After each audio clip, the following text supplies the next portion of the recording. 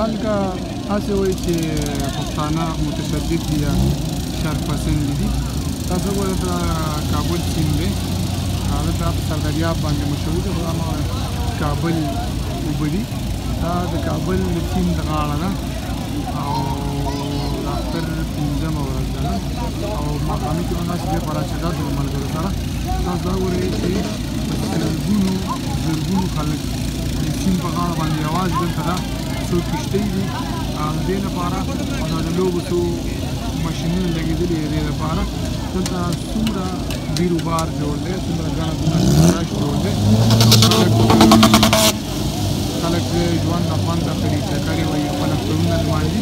متشدد خلک کونخې هغه چې هلته پارکونه نه وي، هلته سینماګانې نه وي، هلته د لوبو وسایل نه وي، هلته موسیقي نه وي. په پېښور کې پښتونخوا کې الحمدلله هر څه شته. افغانستان کې هم د چکرونو بلا ځایونه دي.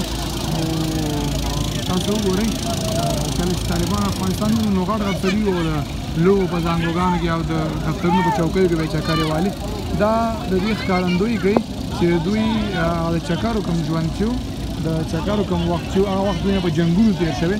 نو هله دوی چې کله واک ته ورسېدل نو بیا د دفتر چوکۍ هم دوی له لوبو سامان ښکاره کړي، یا که موږ وګورو د هلیکاپټر پرو پسې به یې زانګل. دا کې د هغوی ملامتیا نشته، هغوی د چکرو ژوند چې دی، خپل تفریح ژوند چې د کوم لوبو ژوند چې په مدرسه کې په جنګونو تېر کړی، نو ځکه هغه د خپل ژوند د وروستي عمر کې چې د چکرو ته کار ویلو.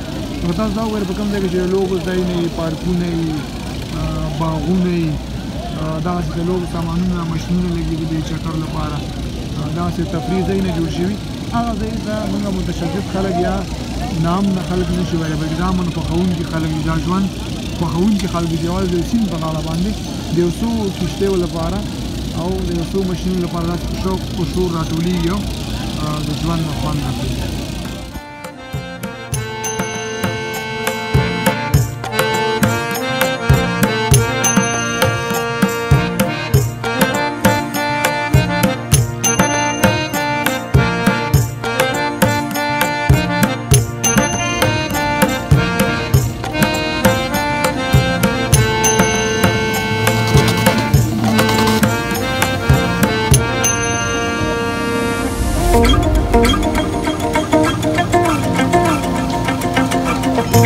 Oh,